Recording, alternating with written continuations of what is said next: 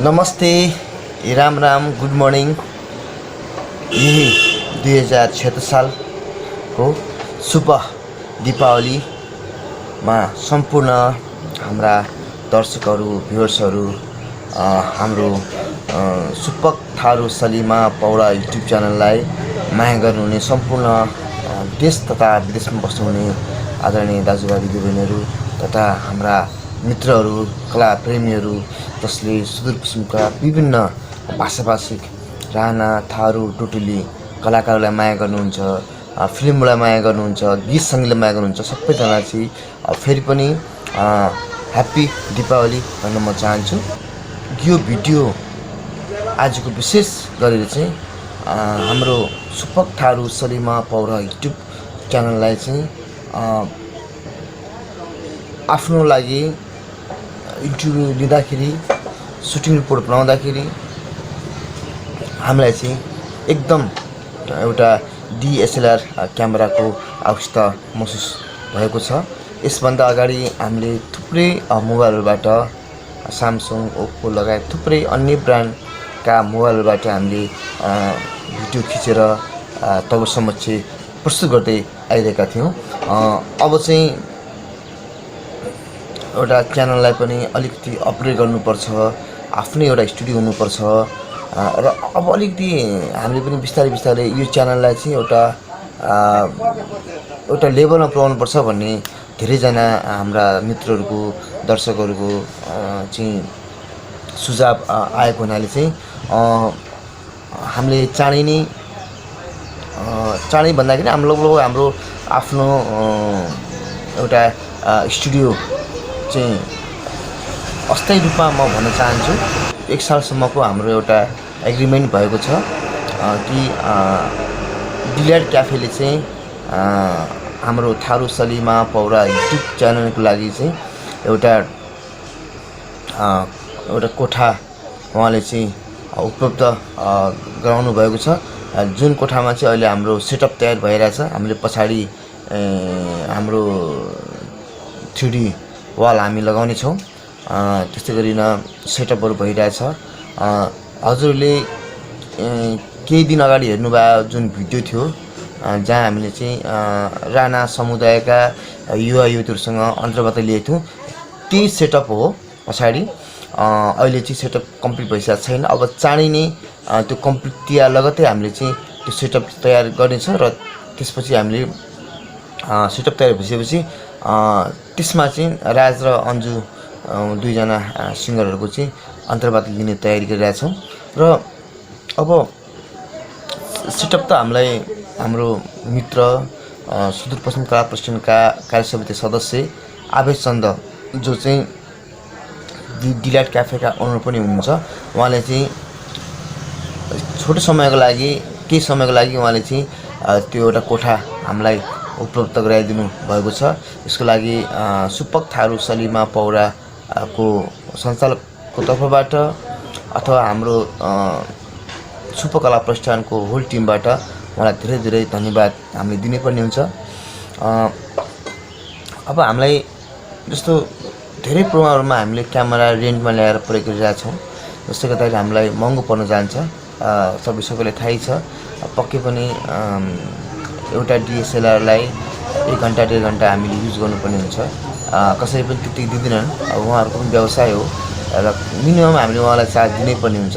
र यसरी भाडामा रेन्टमा ल्याएर क्यामेरा प्रयोग गर्नुभन्दा बेटर आफ्नै एउटा क्यामेरा ल्याउँ भन्ने सोच आएको छ। र हुन त मैले हाम्रो थारू सलीमा पौडा युट्युब च्यानलको फर्स्ट पेमेन्ट आएपछि त्यसमा मर्ज गरेर मैले चाहिँ क्यामेरा किन्ने सोच बनाएको थिएँ। तर 81 भयो यो चाहिँ हाम्रो स्टुडियो कुरा चाहिँ मैले चलाइरहेको थिएँ। तर 81 स्टुडियो को चाहिँ बन्ने भइसकेपछि अब क्यामेरा प्रत्येक एपिसोडमा रेन्टमा ल्याएर झन् महँगो पर्ने भएको हुनाले पैसाको म्यानेज गरेर हामीले चाहिँ क्यामेरा ल्याउनुपर्छ जस्तो मलाई लाग्यो। र फेरि कतिजनामा यस्तो मेसेज जाला कि थारू सलीमा पौडाले युट्युबबाट कमाएर क्यामेरा ल्यायो भन्ने होइन। क्यामेरा चाहिँ अहिले युट्युबको पैसा होइन, म आफ्नै पैसा चाहिँ इन्भेस्ट गरेर चाहिँ क्यामेरा ल्याएको छैन, ल्याउने तयारीमा छु। र त्यही भएर आज यो भिडियो चाहिँ तपाईहरुलाई मैले जुन क्यामेरा ल्याउन गइरहेको छु त्यो क्यामेराको बारेमा तपाईलाई म भन्ने छु। सजेसन दिनु होला मलाई, त्यो क्यामेरा युट्युबको लागि बेटर छ या छैन, त्यो तपाईहरुसँग म सल्लाह लिन चाहन्छु। क्यामेरा ल्याउन खोजिरहेको DSLR चाहिँ Canon EOS 200D Mark II हो, जुन चाहिँ अहिले लेटेस्ट मोडल रहेको छ। इन्डिया लगायत नेपालमा यो लन्च भइसकेको छ।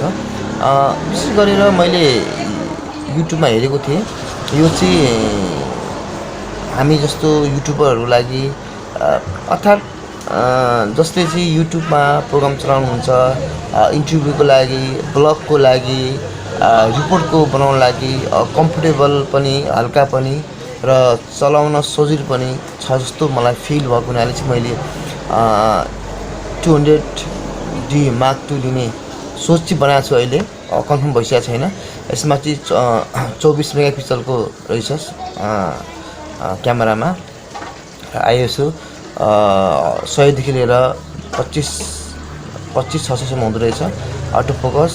र यसमा चाहिँ नयाँ 4K भिडियो सपोर्टेड भनेको छ यसमा।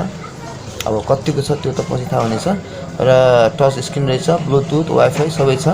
र यसमा चाहिँ अब यो भित्र हामीले प्राप्त गर्ने चाहिँ 16GB मेमोरी कार्ड फ्री रहेछ। र किट लेन्स सायद दुईटा हुन्छ, दुईटा जस्तो लाग्छ, तर मेबी एउटै हुन्छ जस्तो लाग्छ मलाई। 18-55 हुन्छ होला। अर्को जुन 55-250 mm त्यो चाहिँ हामीले बाहिरबाट पर्चेस गर्नु पर्छ जस्तो मलाई लाग्छ। र बडी पनि लुक्स राम्रो छ। र मैले हिजो लगभग रेट बुझ्दाखेरि 68,000 जति नेपालमा पर्छ भनेर मैले काठमाडौँको चाहिँ एउटा क्यामेरा स्टोरमा सायद क्यामेरा स्टोरमा सोधेको थिएँ, न्यू रोड पिपल बोर्डको नजिक। र उहाँलाई मैले कल गरेर सोद्धाखेरि चाहिँ उहाँले चाहिँ 68,000 पर्छ भन्नुभएको थियो। मैले अहिले पनि Canon 200D Mark II को बारेमा चाहिँ हेरिरहेको छु। र अब चाँडै नै के दिवाली लगत्तै भन्नु पर्यो, मैले चाहिँ Canon 200D Mark II purchase गर्ने सोचिरहेको छु।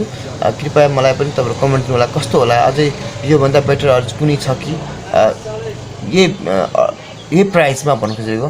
किनकि अहिले हामीसँग धेरै प्राइस पनि छैन। मिडियम प्राइसमा मलाई चाहिँ ठिक लाग्यो यही सेट हो, यही DSLR हो। र तपाईहरुलाई यसको बारेमा के कतिको जानकारी छ कृपया हामीलाई कमेन्ट गर्नु होला। र यदि तपाईहरु सबैजनाको राम्रो कमेन्ट आएमा पक्कै पनि हामी 200D Mark II Canon को पर्चेस गर्नेछौँ भन्न म चाहन्छु। यति नै हो आजको भिडियो। विशेष गरेर यो DSLR को बारेमा तपाईलाई के जानकारी गराउने र मैले जानकारी लिने सोच बनाएको थिएँ, त्यही हो। र यदि तपाई नयाँ हुनुहुन्छ भने हाम्रो यो सुपक थारू सलीमा पौरा युट्युब च्यानललाई चाहिँ लाइक, शेयर, सब्स्क्राइब गर्नुहोला।